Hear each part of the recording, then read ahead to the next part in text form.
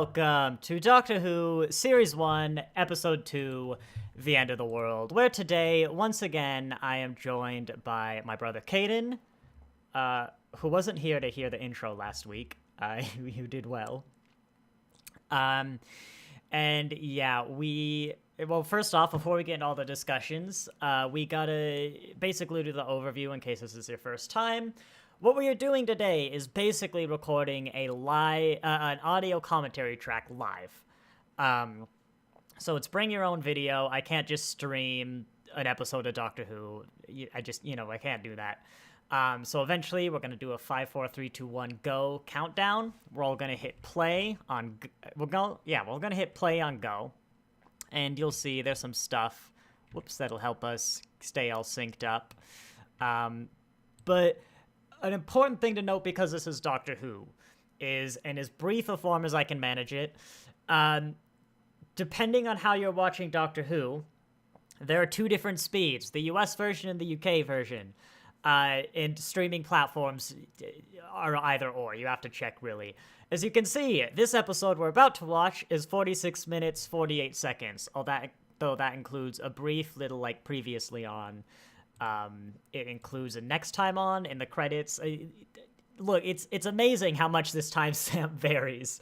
But if you're watching this live, it's the US version. In the description, it'll say if it's US, UK, because I'm going to be uploading versions of this live stream that are adjusted. Their time's been adjusted to sync with the UK version. But if you come out of sync regularly, that's why. That's probably why, at least. But anyway, yes, the end of the world. Caden, what do you remember about this episode? Of course. Well, there's that time to remember that Rose does a bit of a swear this episode. I think it's the only sort of not trivial swear in televised Doctor Who. No, yeah. It catches you off guard when you're going back, because I think they hadn't really got the tone or, the age they wanted for the show yet. And, there's some audio dramas would swear a fair amount, before the modern show. And, the books and things, I think, would. But it's kind of funny that they do that. And then, of course, I wanted to put, as Caden and I were talking before the live stream, I asked him what he remembered, what episodes he did kind of remember. And he described to me very clearly the Absorbaloff is one of the only things he remembered, which I love. I'm all there for. It was the first thing he mentioned when I said, what is an episode you remember? And he described the Absorbaloff. Well done. It's an episode that I think most people hate. I quite like it. It's controversial. It's fair to say it's a controversial episode, Love and Monsters, but it's good. Jaxla in the comments. Would you time travel if you knew it would be at the cost of the now, destroying the now for the then you want for everyone else? No. In fact, whenever a time travel, if anyone that didn't make sense to anybody. Too bad, because I understood it. No, that's whenever a time travel question comes up, or if you could visit the past or change the past or do anything, my answer is always no. Because unless you explicitly say that you can't affect the future, I guess sort of Marvel style, no, I wouldn't. Caden, you want to answer that? Did you understand the question? Just wait till we get to the 11th Doctor.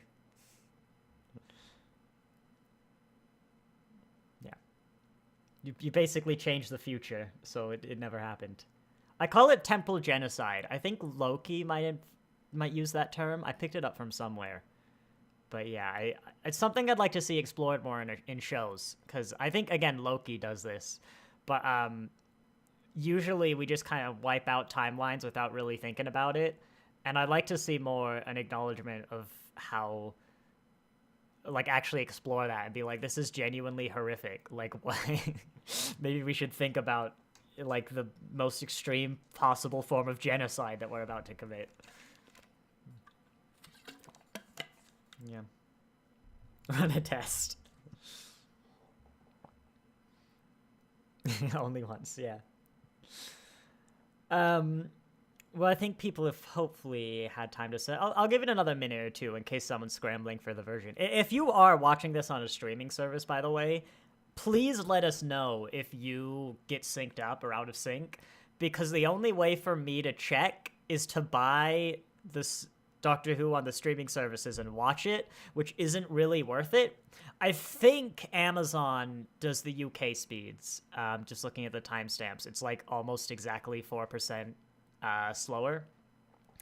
But I have no idea about Hulu. I've read it's the American speeds, but it's like 3-year-old information, and it doesn't really matter because it's going to be Disney all in a little bit. So, but I've started buying them, importing them from the UK now. So that's not going to help us. But well, the Doctor, he sees himself as an oddly consistent, a real person over time. It destroys him. Yeah, how Doctor Who deals with this, I feel, changes over time, and I'm not as big a fan of what they're doing with it nowadays. I think this is a great topic for when the 15th Doctor season comes around, and I think I've talked about this a bit in the 60th specials I did. I'm not loving where I think they're going with time travel, and it started with 13, really, but I'm not the biggest fan. But I think that's a better topic for another live stream, especially when I can maybe be a bit more free with my examples. As Caden has gone through Asylum of the Daleks and has a hazy memory of like the Doctor, so. But yeah, I think we can begin now. So as a reminder, oh god, Caden, I told you to remind me. I said remind me to hit the record. You never did. It's too late. No. Because the recording people need the instructions. Like, the video people need to know that it's the UK version. Okay, I'll download this one. I'll probably put them up in batches, just because, you know, it's a lot of effort, and it's going to be a lot faster if I do, like, 5 at a time. But I told you to remind me.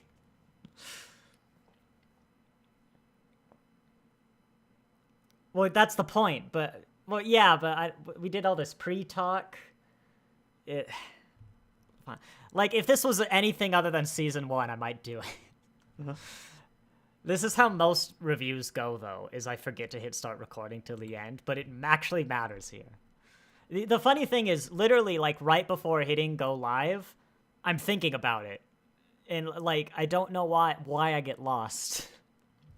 Okay, well, quick drink. So as a reminder, yes, it's 5, 4, 3, 2, 1, go. And on go, we all hit play. And then we should be synced up. Oh my goodness, you want to know the funny thing, Caden? Bam. Now the people in the live stream can hear you. You were muted that entire time, and no one Hi, everyone. All right, we're off to a great start. Yeah, that's okay. I think I was most of the conversation. You got the important bit. Stuck around for half of this conversation. Yeah. My conversation was my foggy memory of weird Doctor Who. We will get started, I promise. But I once did a live stream where I wasn't live. I didn't actually hit go live because there's 2 buttons and I hit the wrong one. And I did the entire live stream, but the chat was active.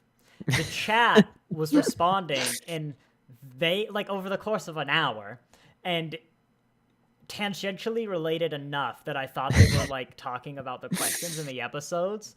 And then I learned later that they were just sitting there waiting for this live stream to happen, but no one actually mentioned that the live stream wasn't live. It's so funny. For like an hour, and I was, yeah, I'm like, you guys have to tell me, you know, we established that. Brutal. Alex found that hilarious, but that's why we record, is then I uploaded the recording. Yeah. Okay. We're all good now, so we can do 5, 4, 3, 2, 1, go, and it's play on go. And I've remembered I can hit the space bar. In fact, yes, I can hit the space bar. Okay. 5, 4, 3, 2, 1, go, and now let's laugh at all the people who have ads on that are not in sync with us.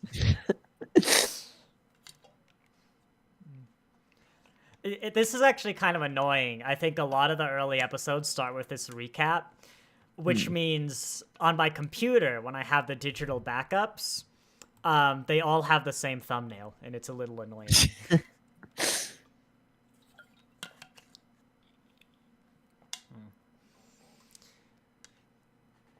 I mean, it's useful, you know. I understand why they're here, but Star Trek, they have every episode start with the same little animation, and so everything in the season is the same. It's real annoying. Oh, I like that immediate pickup. Oh yeah, that was good.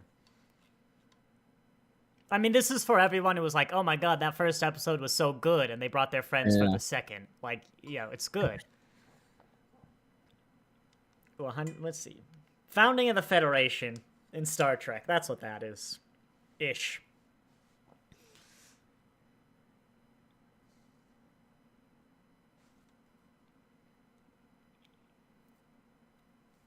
I like this intro thing, though. It's like, it's very rapid, it's very fun, and it's like, just keep going. You could do anywhere. Go anywhere.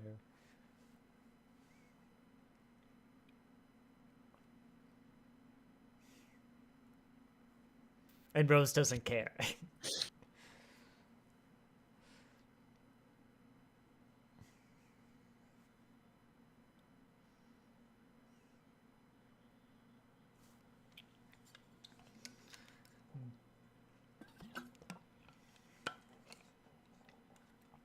I wonder. Oh, I remember why he takes her here, isn't it? We can go over this in the intro. I'll let him talk.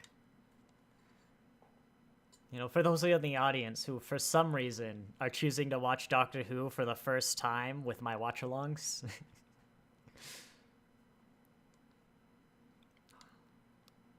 We need more wood in spaceships.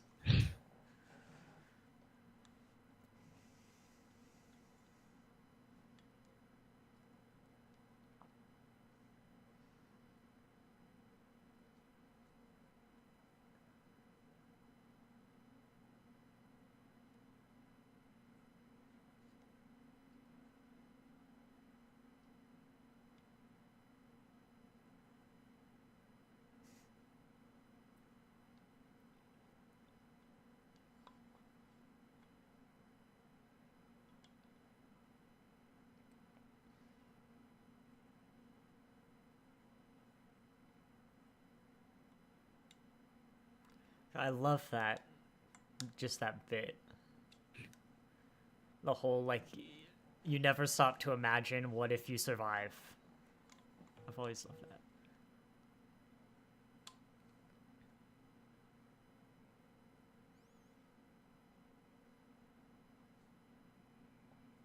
And yeah, she's not taking that well. Downer. I like it, because that was what I was going to say, is, you know, why would the Doctor go here? But, it's because he just lost his own homeworld, right? And he wants, like, to have that connection with Rose, kind of. He wants to be like, now we're both kind of the same, you know? He doesn't want to be alone. Makes sense. Yeah.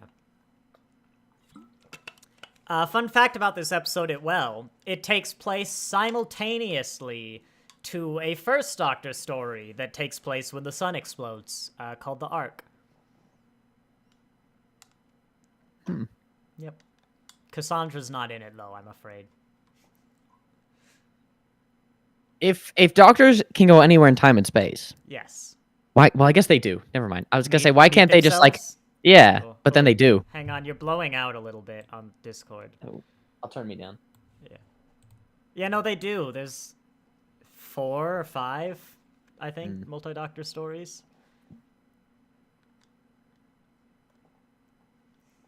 That's racist, Doctor. But I mean, yeah, he's having fun.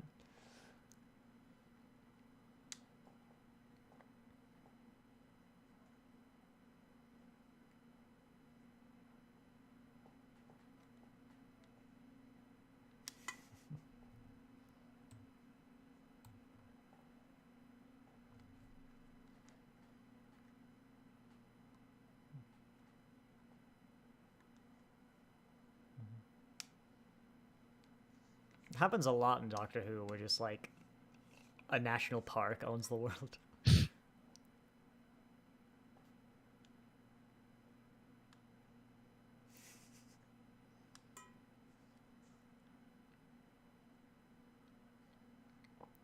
I love how absurd it is because we're so far in the future, you know?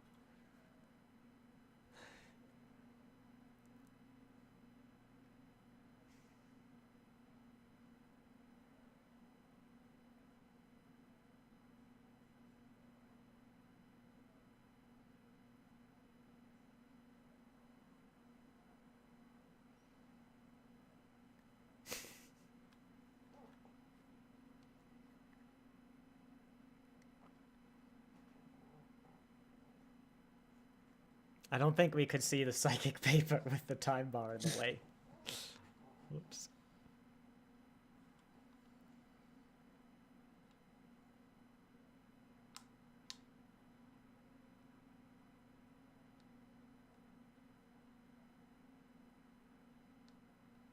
That actually is a new thing. That wasn't in the classics. Yeah. I always liked it. It's good for getting the Doctor into places, especially when the episodes are 45 minutes and not like an hour and a half. Mm-hmm. Was it slightly psychic paper? That's the fun part, isn't it? Like, I'm liking a lot of this dialogue, and I don't remember it being as funny. Speaking of funny dialogue that we're about to get to.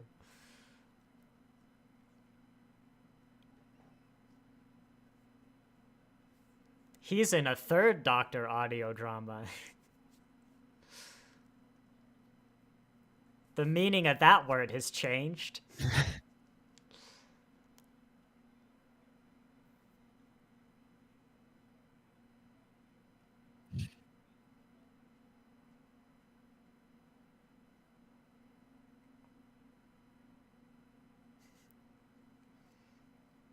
I wish he did the same, you know?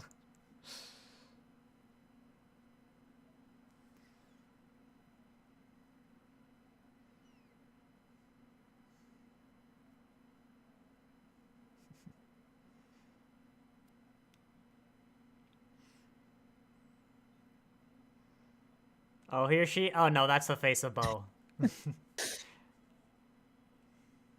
Thought we were gonna get Cassandra.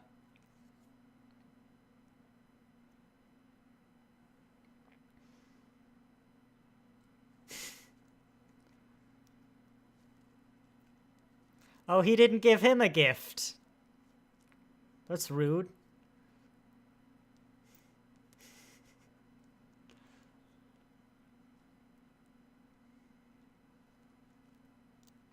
I'd like a cut of this episode where they just put memes under those hoods. Someone just edits them.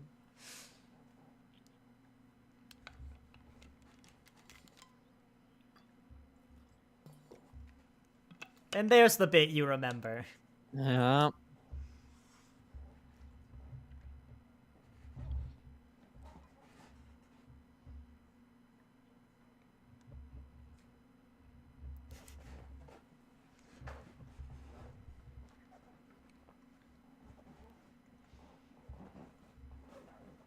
Not at all.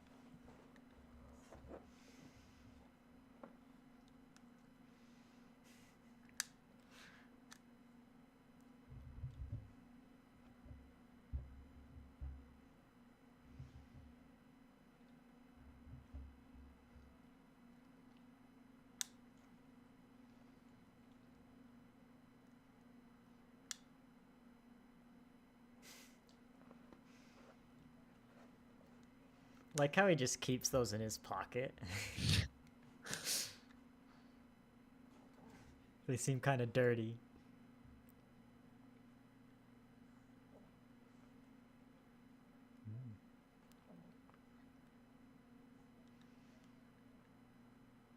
It's true, I've seen one. It's also true, I've met her third husband.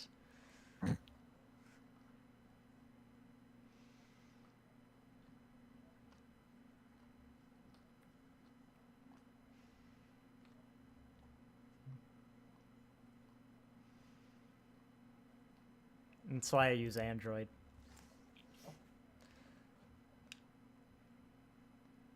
What song do you think it is, Caden? Quick.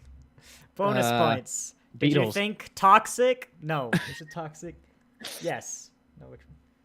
No, it's not Toxic. That's later. Anytime this comes on the radio, that's all I hear in my head is Earth Death in 30 minutes.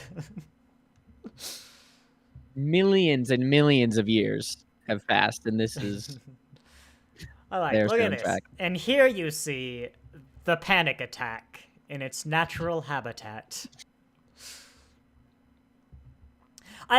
Some people don't like this, that there are sort of pop songs in Doctor Who. I love how much this era feels like 2005. Like, in the modern day, I just like that, you know, because it's such a long show. I kind of like when you can see where it came from.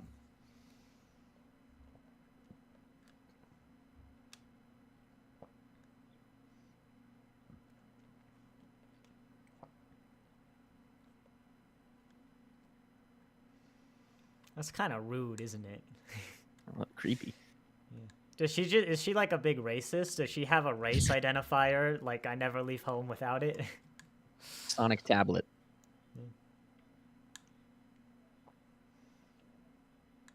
Do you think Time Lord Air is like a special flavor, you know?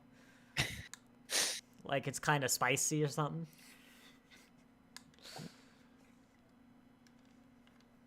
Good question. I like to think it is. It's got a weird flavor.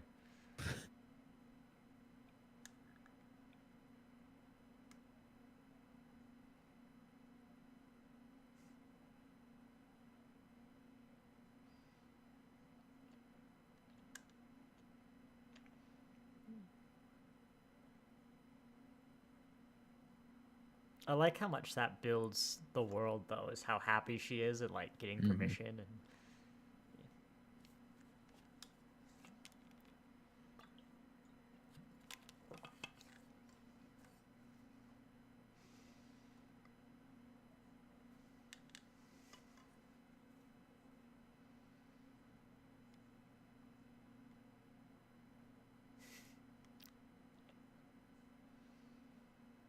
Oh, I need one of them. Our master bathroom is leaking on our other bathroom. We're kind of just watching this one, I think.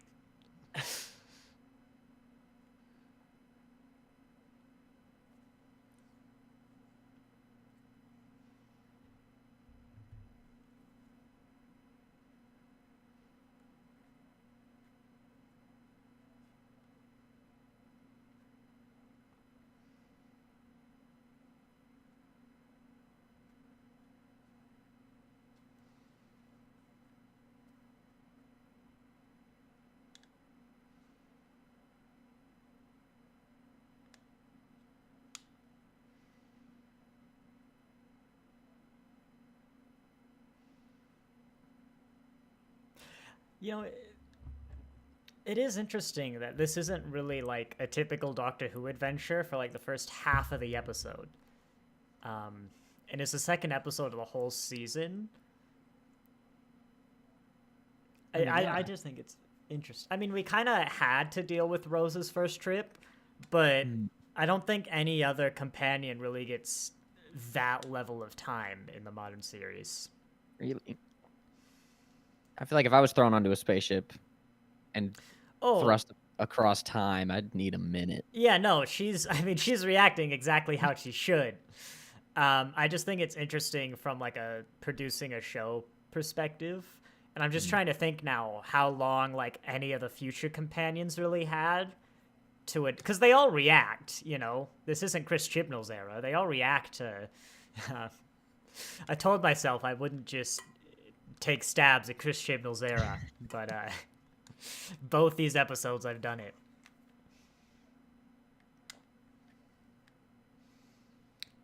I like his turtle mug. I've never noticed it before.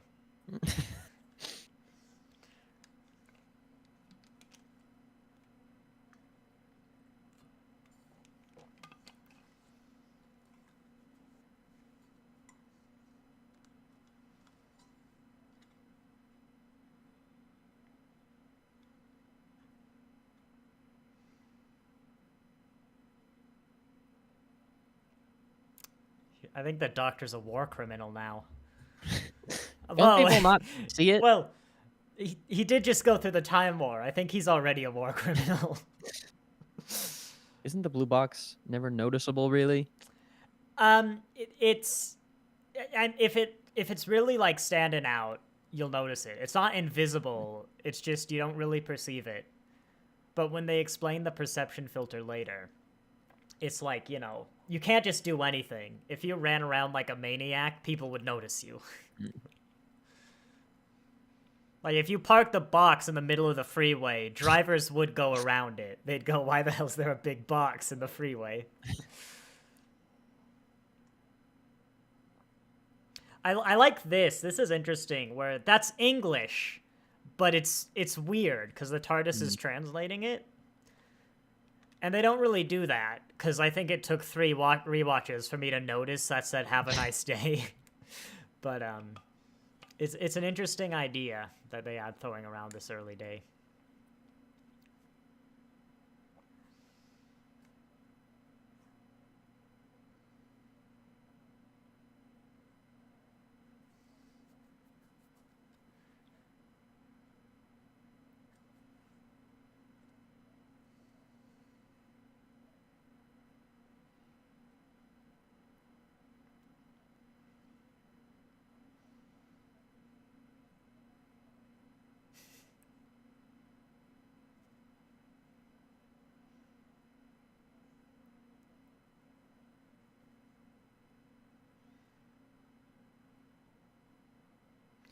He's like so happy to be doing doctor stuff again. I love it.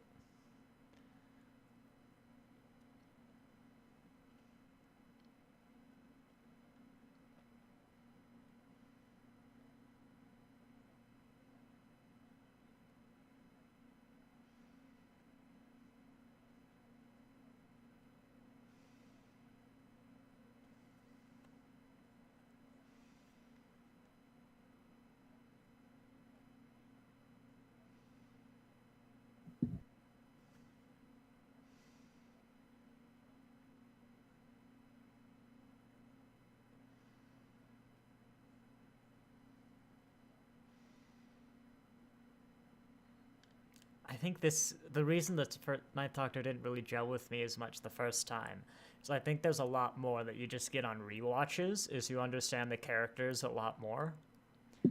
Especially the, like, 8 previous lives the Doctor just lived.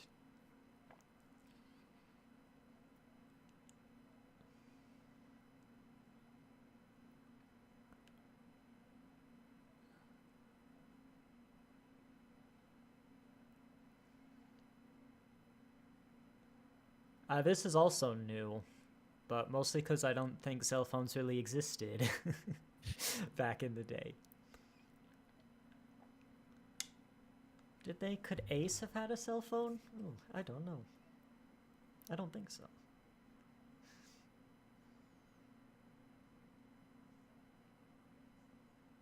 Just has that. When did cell phones become common? Yeah, the mid-1980s. Theoretically, like, the last companion could have had one. But fun fact about this call. I'll wait for her to say it.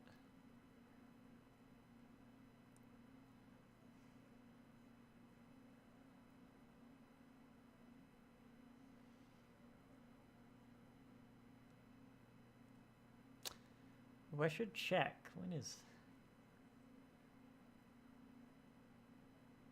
So apparently, that lottery Jackie mentioned, I just read on Reddit, is like a work lottery for like Hendrix, where she worked at, which implies this phone call is before the first episode where her job got blown up. Good joke. But I don't know if that's right, because I swear she mentions that phone call later, like having gotten it.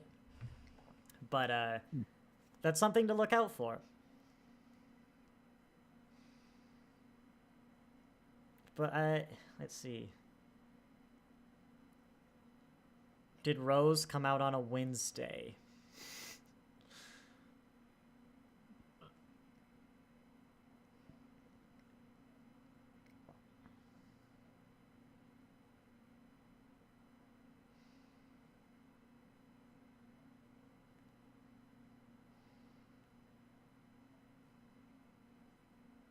Not March 1005, March 2005. March 26. No, Doctor Who came out on a Saturday. I knew that. Why'd I Google it?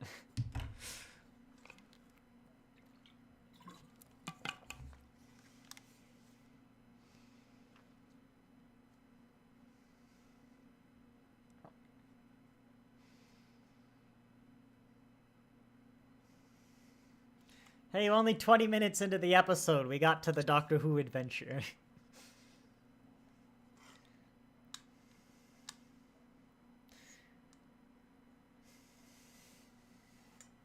Oh no, not my death button.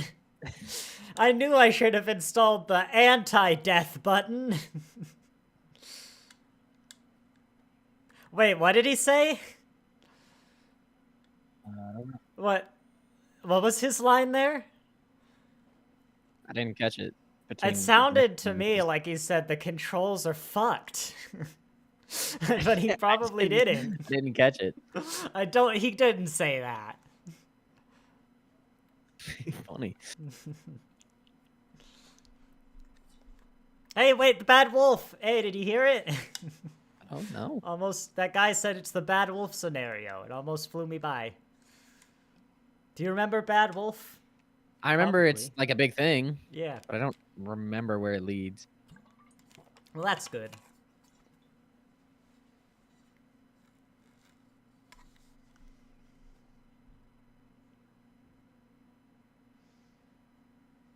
Not yet. Well.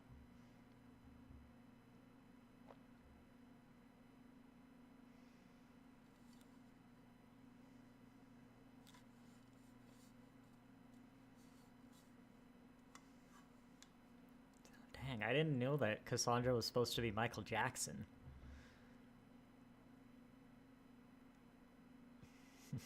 Joke's on you. The Earth is about to die. There will be no midnight.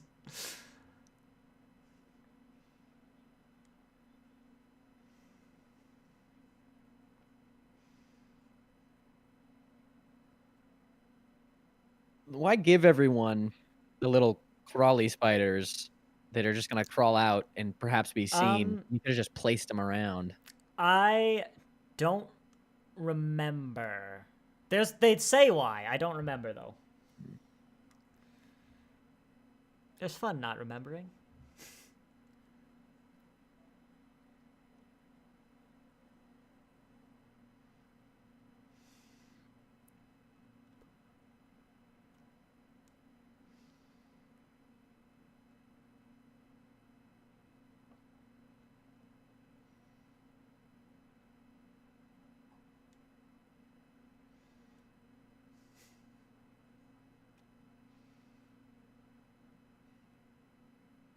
Why did you just got me now? Why did she have the little things?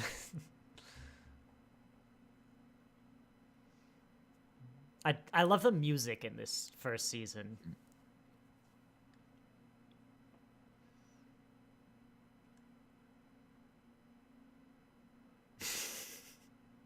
The Los Angeles crevasse.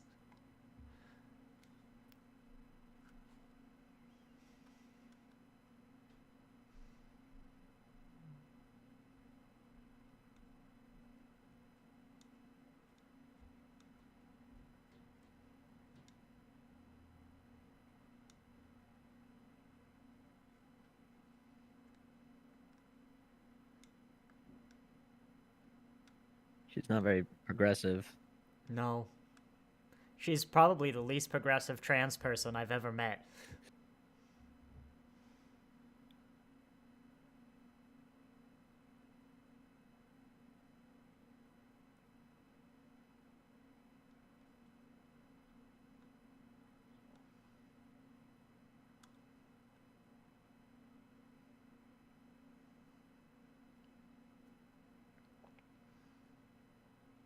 See, there we go. She does a bit of a swear.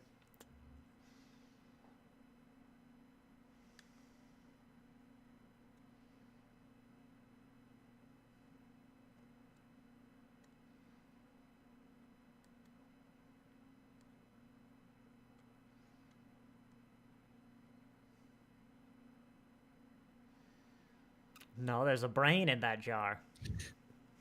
I never noticed it till it was pointed out, but her brain is in that jar.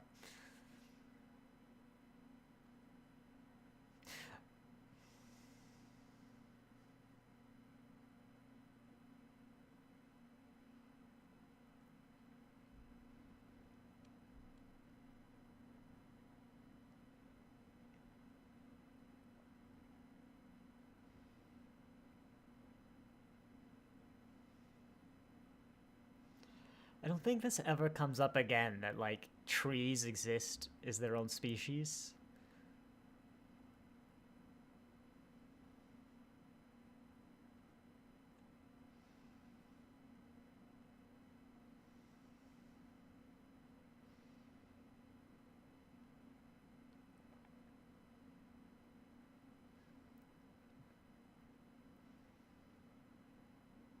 Access denied.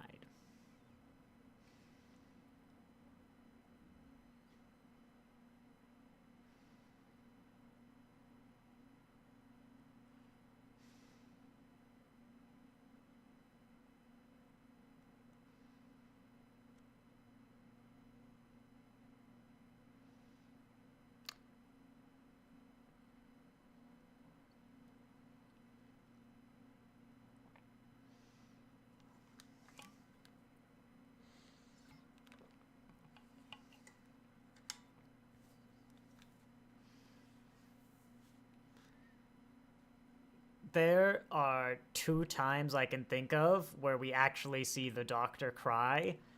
This is one of them. And I was also, to be fair, I forgot about this time when I first saw the other one, but yeah. I mean, it's just powerful. Like in the classic series, you wouldn't have ever gotten anything close to that.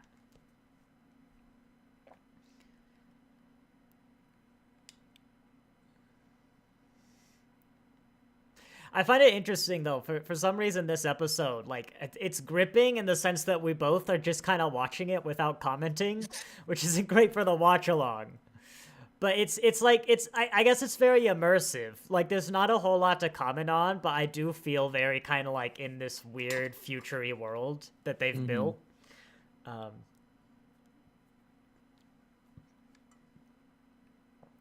It's really good at, it's constantly planting seeds this episode. I mean, it makes sense. It's the first episode. I mean, but it's constantly saying, like, you know, there's this mysterious, tragic alien man. The first one did this a bit, but this is really setting the stage for, like, everything we're gonna learn. I'm pretty sure this is the episode we learned Gallifrey was destroyed. I don't know if we learned if the Doctor did it, but yeah. I mean, it's a setup for this whole Doctor and the next 13 years of the show. Sorry, 13 seasons, more years. It's a good thing they didn't have to, cross that horribly designed bridge. Could you imagine if, like, something important was on the other side? Like, I don't know, the emergency switch for those fans? That'd be dumb. Here it is. Toxic, yeah. Again, it makes sense. 5 million years go by. This is the banger still. When this comes on the radio, I just think of this episode. I think about Rose burning to death, you know? Maybe I like all the music from, like, this decade in the show because I like music from this decade. As you deny, we've never topped it, you know? Not Toxic specifically, you know. Toxic's kind of going where music was going, but this and the other song are one of the reasons I can't stream the audio. Definitely couldn't have done it for this episode.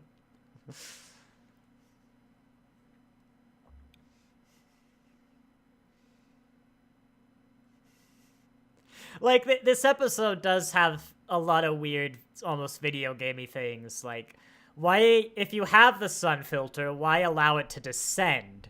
If there's a reason to allow it to descend, why does it do it so agonizingly slowly?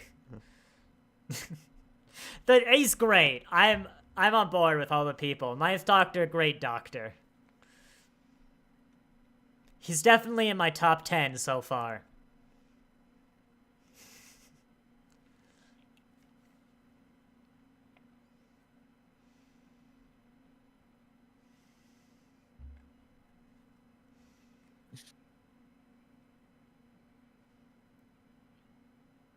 Mucking! That's probably what he said. No, he's...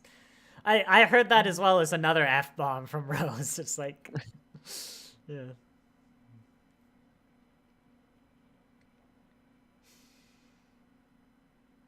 There are some bloopers of some of the doctors swearing, and they always just feel so wrong.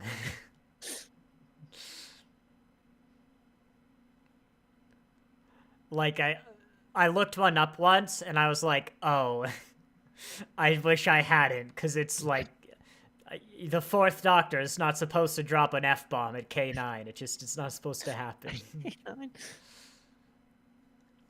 Maybe I could see 12 doing it, but... Oh, that's why. Is, because they needed to get those things in the private rooms. Yeah.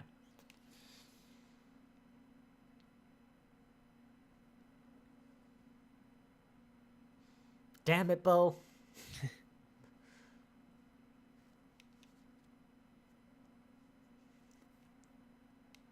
Oh no, the Master.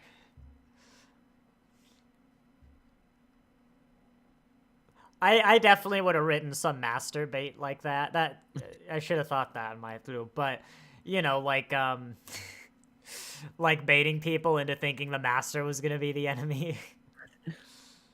I wouldn't have written Master bait into Doctor Who though.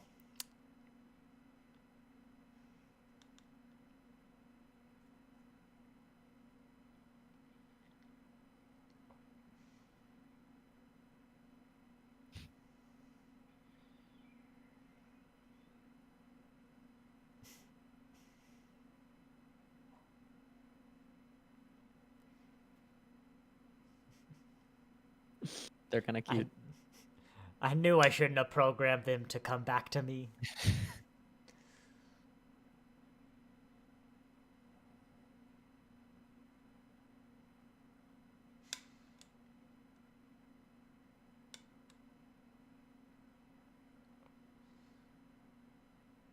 Yeah, that's why.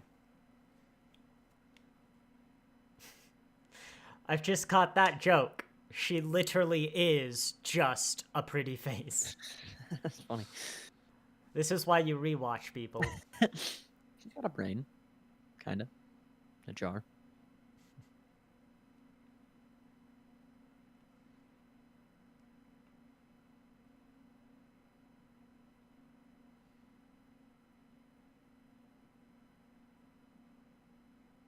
He's still got his little ball.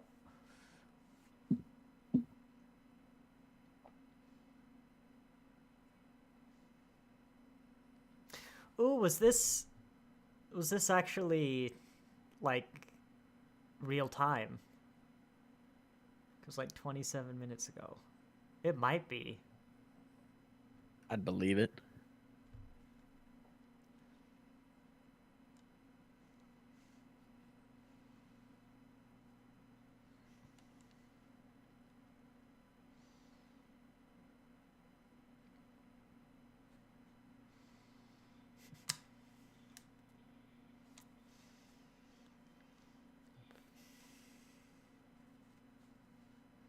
They're not teleporting, they're exploding.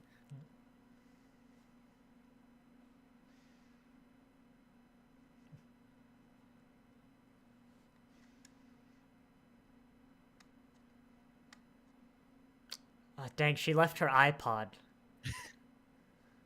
I hate leaving my phone places.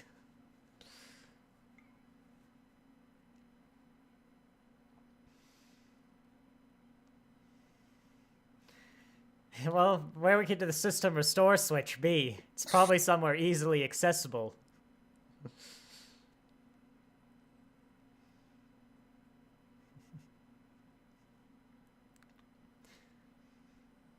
Oh no, it is across the danger bridge.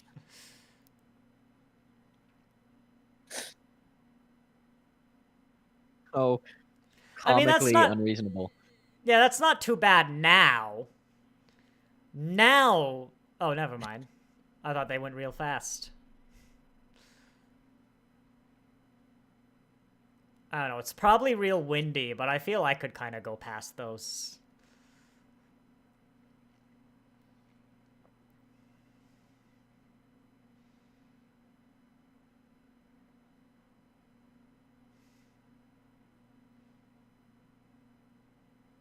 Can't she just extend her arms? Extend her vine? What, through the Yeah. fans? Well, it'd Well, get like chopped off. maybe under, you know? I think it's more a whip. I don't think she has that kind of control over it.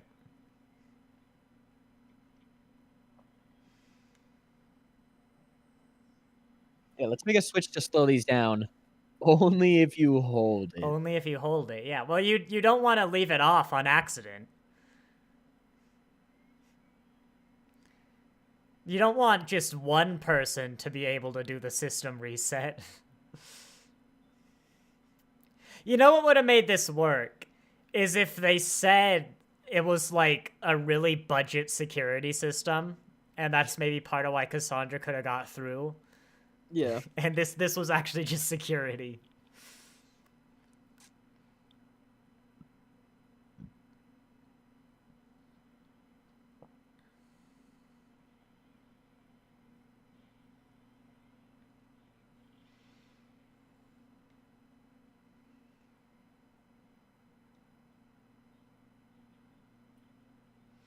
You know, I think this might be like the one time he doesn't Sonic the solution.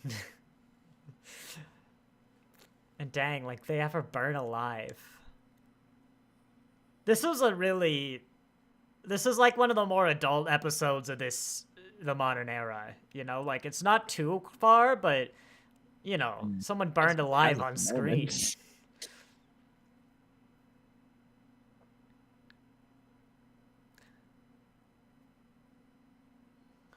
This is, again, something I don't really like about this Doctor.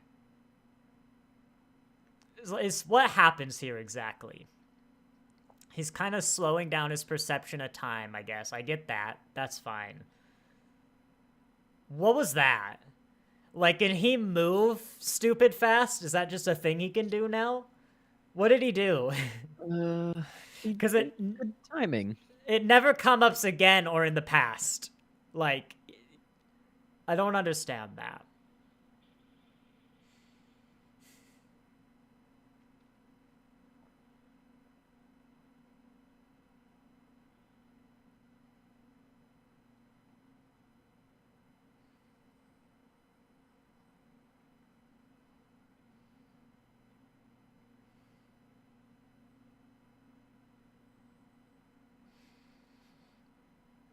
I don't know if I'd go for my second trip in the TARDIS. I remember there's a VR Doctor Who game that's great, but it's got a Weeping Angel level. I think the game, I'll look up afterward, but I think the game is only supposed to be like 30 minutes, maybe an hour. I took like 5 hours on the game because I was slow, and terrified going through the Weeping Angel level. And I remember... when I got back to the TARDIS at the end, like, oh god, the prettiest sight I've ever seen in my life. I think the game bugged a bit, and the doors made, like, a closing sound after I was in and already in, and I was like, there's a Weeping Angel in the TARDIS. Like, imagine being in the TARDIS, and then it's like, suddenly it's not the safe space. But, I think when you land in the next area and leave... the little voiceover goes something like, man, I wonder how the Doctor does it all day. I don't know if I could follow. And I just kind of stopped in that moment and went, you know what? I wouldn't be a companion. I'm not companion material. I'm like, you're right. I would nope out. It's a shame, but I would. Yeah. You should give that a go. It's a good one.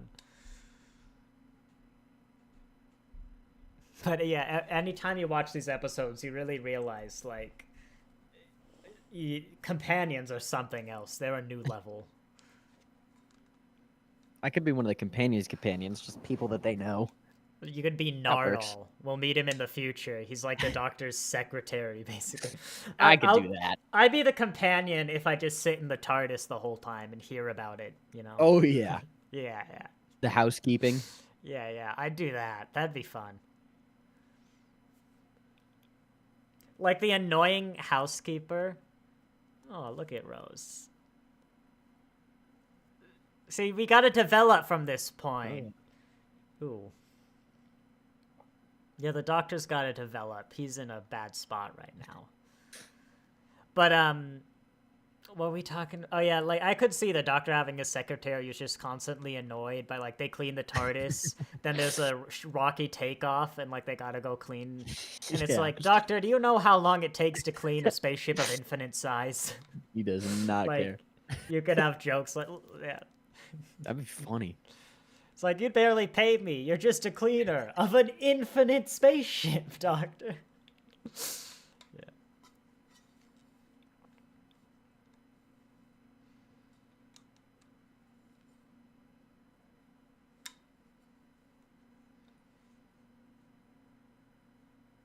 This moment was fairly powerful.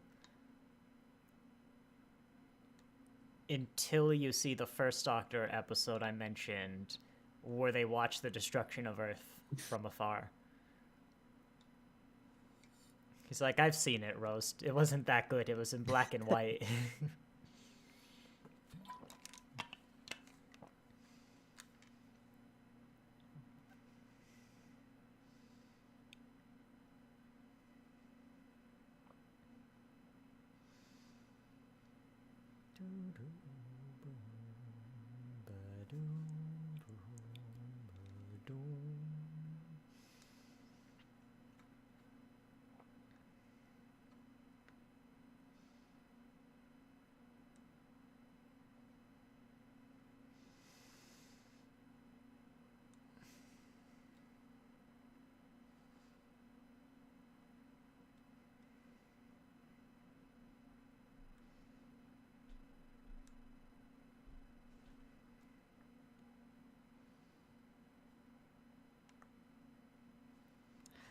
I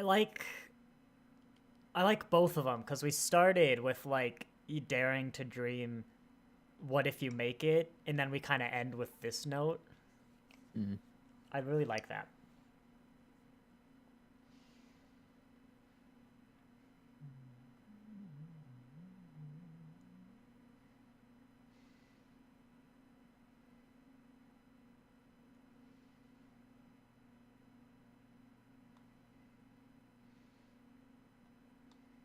The Absorbal off.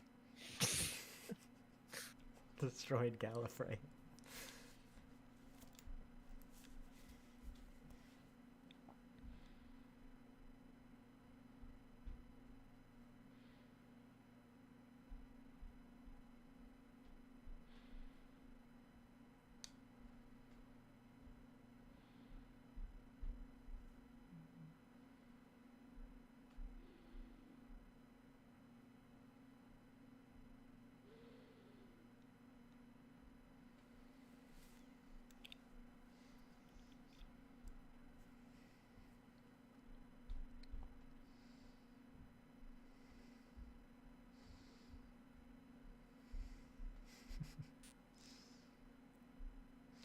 I bet they never went for chips in the Time War. You know? He's loving this. I love watching the Doctor just loving this. I need to go buy those. Oh, yeah. There's a... Right now, there's a sale on the 9th Doctor audio dramas. I gotta go pick up some of the ones I don't have. But that's something good to point out to people, because they are real... I mean, they're not the best Big Finish, but they're nice. They're little... I don't remember. There's a good one with the Brigadier. I think there's at least one other good one. I don't remember which. But yeah, I gotta go pick up. So the rest of the ones that are on sale. I'm looking, hang on real quick. I'm on Steam. Somewhere down here, because it's not a long game. There you go. I have 2.5 hours in the Doctor Who VR. Doctor Who Edge of Time, HLTB. How long to beat? Oh, that's the longer one they did, which is apparently like 4 hours. Spend your whole time in fear. Actually, the How Long to Beat is saying the main story is about 2.5 hours. I think because most people got slowed down on it. If I go to the store page, though, it's genuinely like hours more than it would take if you didn't get scared at all the weeping angels. It's such an interesting thing because the whole thing about weeping angels is they move when you can't see them, and so like you can't blink, and you can do when you can't see them in VR, right? The VR headset doesn't know when you blink. It can't. Yet you're still not gonna do it. Like, God, I don't handle horror well, and taking the form of an angel. It is an angel. Oh no, don't tell me that. It's like, hey, I've moved. I played this game in Seattle. Oh my God, I actually reviewed this game. I never do that. Yeah, it's stuck with you. I mean, I would say any experience to step into a TARDIS. It's 13's TARDIS, but I think that was the first time I did it, where it's like it's bigger on the inside, would you believe it or not? But I got Capaldi's TARDIS downloaded that was like a fan thing that I still keep on my computer because I used to have the Enterprise. I uninstalled it for space, and then it got taken down for copyright. But I strongly recommend anyone with a VR headset, if you just get the opportunity to step into any TARDIS, here's a fun one I've been waiting to do. Fallout 4 has got a Doctor Who mod where you get like a classic TARDIS. But I love it because there's a like 20-page manual on how to fly the TARDIS. And in order to fly the TARDIS, you have to actually fly the TARDIS. You have to run around, because it's supposed to be like 6 people piloting it. So you have to run around the console, flipping like the levers and stuff it tells you to, which are all labeled. So it's like one flashes and you have to go and hit it. But there are like 5 or 6 sort of events and like things that can get in the way, like time debris or time eddies or like vortisaurs or weird things in the vortex that you just have to know how to deal with. And so when you learn it, you write down on like 2 pages your little cheat sheet that you have to run and glance as like you're timed and also flipping all of these switches. But, like, if you do it long enough, you eventually just know how to fly the TARDIS. You just have it in your mind. And the reason I bring it up, that's amazing on its own. And, of course, you land anywhere, and then you're like, oh, where am I? And, it's Fallout, so you go and shoot some people. You're not the Doctor. But Fallout 4 also has VR. And I've read that, because it's the same code and all that, Fallout 4 mods generally work in VR, meaning, and I've neared the space, which I now have thanks to this office. I just need to set VR up again. I want to get that mod in Fallout 4 and then actually fly a TARDIS, but in VR. And I'm like, that would be so cool. But no, TARDIS are cool. Are they supposed to be multiple people ships? Is that true? Yeah, that's why they've got like a hexagon, is they're like the 6 panels, and it's supposed to be piloted by 6 different people. And in the modern show, they explain that's why the Doctor is always running around, because he has to do the job of 6 people simultaneously. And that's why the rides are always so bumpy and turbulent, is because there's supposed to be 6 people. And there is an episode where he's got like all his companions and he has them help fly the TARDIS, and it's really smooth because they're actually doing their very simple tasks, because there's actually 6 of them. I didn't know that. Like, it's not consistent. Like in the classic series, it was never bumpy. He never ran around really like that. Not all the time, at least. And he does learn how to pilot the TARDIS. Like, the first Doctor literally couldn't control where he was going. He's just like, I'm going to take off and I'm going to land somewhere. And will probably land somewhere, but that'll be it. And then you slowly get to them being a bit better, and by the time of the 12th Doctor, like, he just can go where the hell he wants. He'll be a smooth ride because he knows what he's doing, and it's kind of interesting to see. That's pretty cool. I like to think in the Time War, he basically had to actually learn how to fly a TARDIS, and so he got a lot better at it. Because he's about to miss in, like, 2 episodes. He's gonna miss by a year.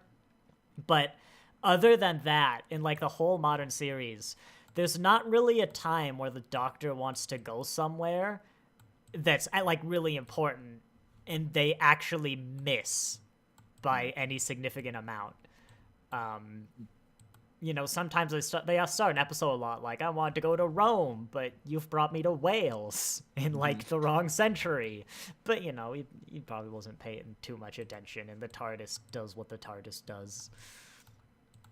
But yeah, this episode we just watched, I know it probably wasn't the best for a watch-along, but I think it's just because we were both very engaged and engrossed with the story and kind of immersed. I liked that one. Yeah, I liked what it was doing. It took its time on that. It did. That's the thing, is it took the time, which is really bad for commentary. But it was a good episode. There also just wasn't a whole lot to comment on. Hopefully this isn't a constant trend in Doctor Who, especially this era. I think Father's Day we might run into similar issues. But it was a very, it's season 1. It's like, a lot of fans will say it's probably the most consistent episode of the series, season of the series. Episode 1, season 1 doesn't have a bad episode. I don't think. Like, it's maybe got some weaker ones, but a lot of people tell you it's the only series without a bad episode, and it's probably the only one that can really say that. Yeah, and we'll see. Maybe you won't like The Long Game. I think that's the one that usually comes up, is not great. But oh no, that's a different one. I'm thinking the game show one, Bad Wolf. But that's why I love. It's really dated because it's got a bunch of references to that, like, 2005 British game shows that even as, like, an American, I didn't know some of it at the time. But I like that, as long as it's not like the TARDIS has, like, a printed terminal output, which the classics do, where the TARDIS will literally print out a piece of paper because that's what computers did in, like, the 70s, and the Doctor would have to read it out. That's too far. But if you just have, like, they're playing an old song, let's make it a pop song, they're doing game shows, let's have those fun references. I really like how this era feels like it's from 2005, which I feel, it is from when I was a kid, but I feel 2005 is incredibly distinct. Like, it feels very different from the 2010s. Such an atmosphere. It's different from the 90s, from the perspective of someone who didn't live through the 90s. Of course, the 80s have their own vibes at that point. And I feel you sometimes get it watching classic Doctor Who, where it feels like when it's from. In those good ways, not just the bad ways. Yeah. And I kind of miss that after somewhere in Tenon, I think, with Russell T Davies leaving, we don't really get it. And maybe it is because just I wasn't a kid in the 2010s. Maybe it's because the 2010s were so soon. But I feel even in, like, 2012, 2005 felt very... There's something about that decade. It's had a very distinct feel. Maybe it just aged really quickly. I think so. It was such a transitional period between, like, the world now and the pre-world. And, like, that just absolute push into the digital age. Maybe 2020s will get it, because I think you're probably right. Like, the 90s had a lot of internet adoption, but that decade also saw the invention of, I think, like, YouTube, Twitter, the iPod, like, I think that's really probably part of it, but I also just mean socially. Like, I asked my wife recently if literally any sort of movie or comedy from the 2000s isn't just like very dated and like homophobic or racist or sexist or like that, because that's what everything from this decade is incredibly dated and hard to watch. And their answer was Shrek, to which I was like, you're right, but that's the only one. And even Doctor Who, which we enjoy, it does very good. I mean, it's written by a gay man at this point. We in the like a few episodes, Rose is gonna use gay is like not a slur towards someone who's gay. She calls the Doctor gay, which like that. Yeah, that I've lived in 2005. That happened. I also remember it. I feel like the 2000s were dated while I lived through them, because I also remember as a kid, like, I never used gay like that. So I'm like, this feels wrong. Like, but I don't have a problem with that because Rose is from 2005.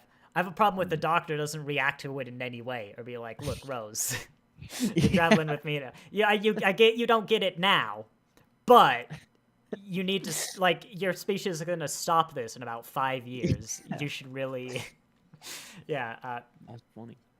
But like,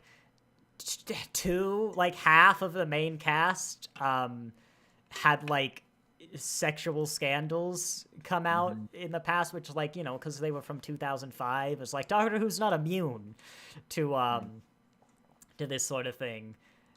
And yeah, it's an interesting decade, and I like embracing that this is a show that's gone on for 60 years, will hopefully go on for at least like 60 more. Exactly, in fact, my lifespan.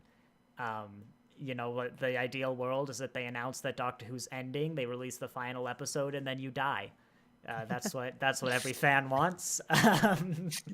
But yeah, I like to go through the whole series and kind of feel. The classic series, of course, black and white helps, but just the pacing, a lot of that. There's a lot of similarities with 60s Star Trek, I feel. In the 70s, you have all these environmental big movements. A lot of the political stuff, especially if you're British, is going to line up with the 70s. Just a lot of general look, feels, tones we're feeling with. The moment the 1980s hits, the Doctor Who intro goes all synthetic and 80s. It's like, wow. It's Doctor Who was right there in 1979 and kicked down the door on Christmas Eve just into the New Year's. You should look up the 1980s Doctor Who intro, like, and you'll instantly realize that, like, if you didn't know when the episodes came out, in the first 80s episode came out, you would ask the question, is it 1980 now? And the answer is yes. That's the kind Doctor of intro Who. it is. He's got to be with the time. I'll send it to you on Discord. Yeah, and we didn't really have it in the 90s. But, you know, then we're here. And I feel after 2000, we kind of lose that. Like, maybe we can look back and see the differences.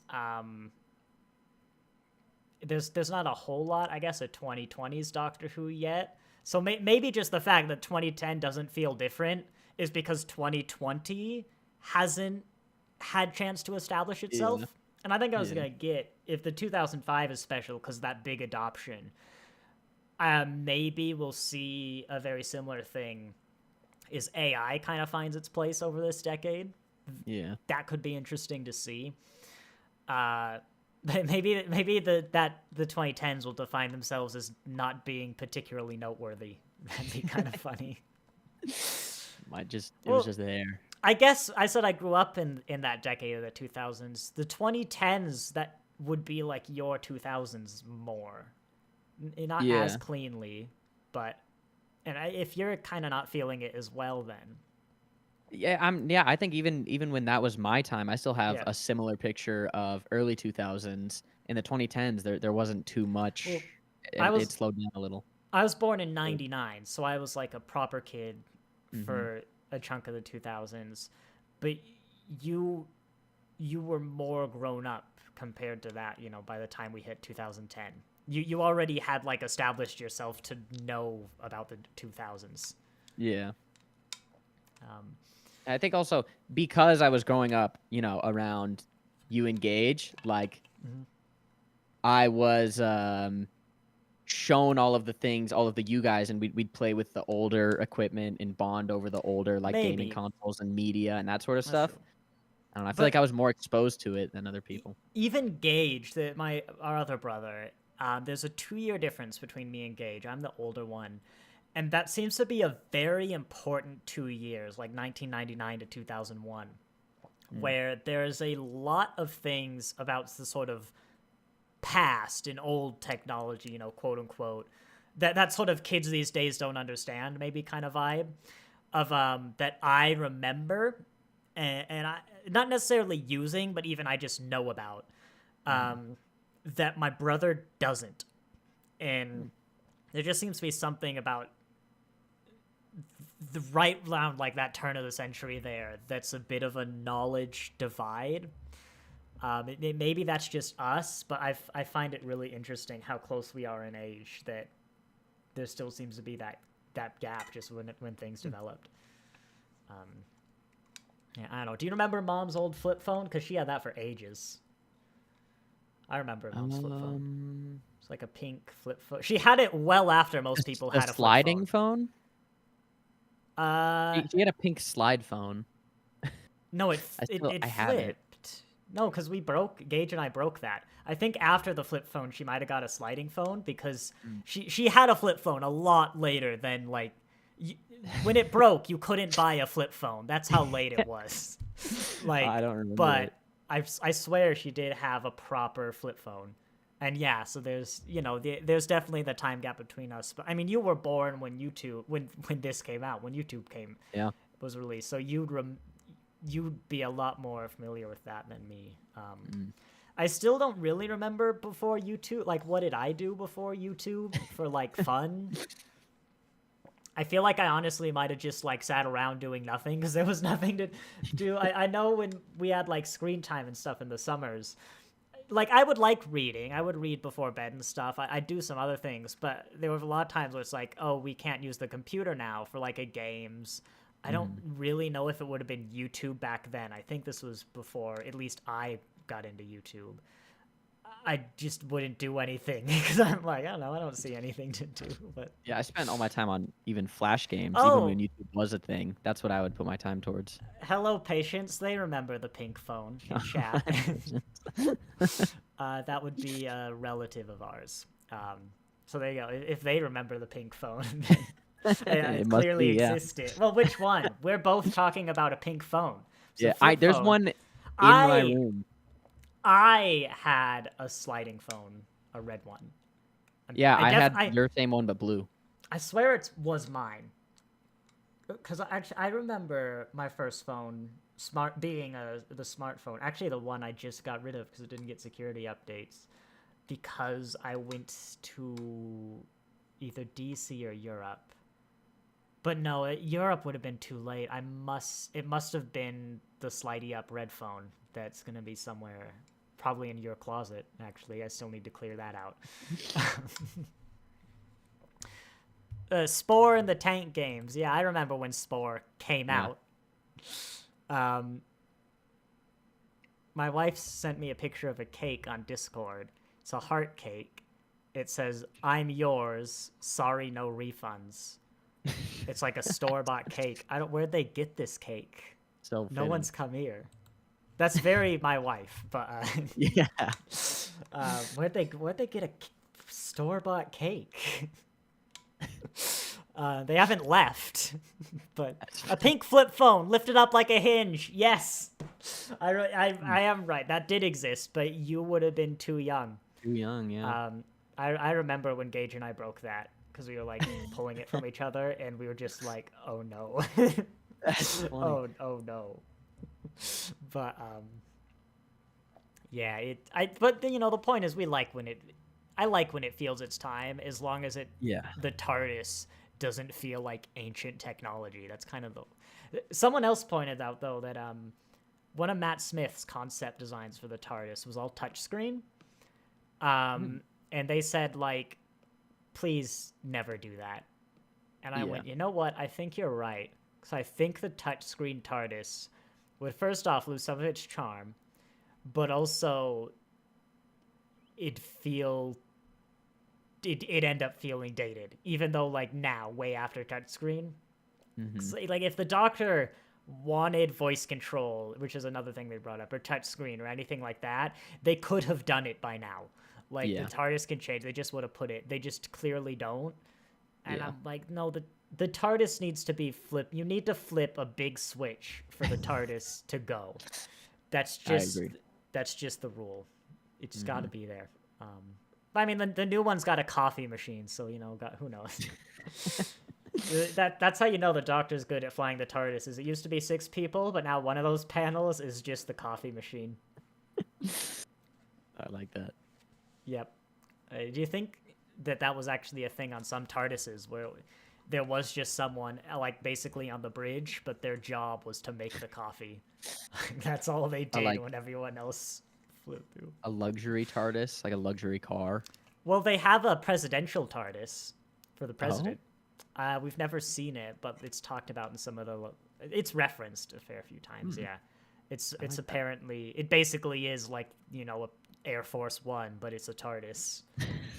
And they also have battle TARDISes, which I've never really understood what is like different. Like, does it have weapons on the side?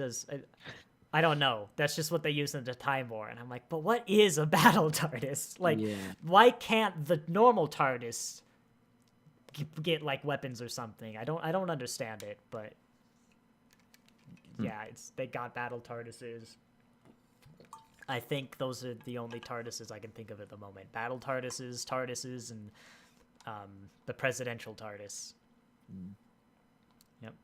You want Time Lords? Let's go to Classic Who. Let's go to Big Finish, and that's where you get your Time Lord lore.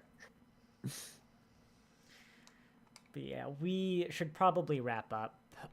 Next week, we will be back with The Unquiet Dead, which we should hopefully be more reactive, because that's a lot more of an adventure.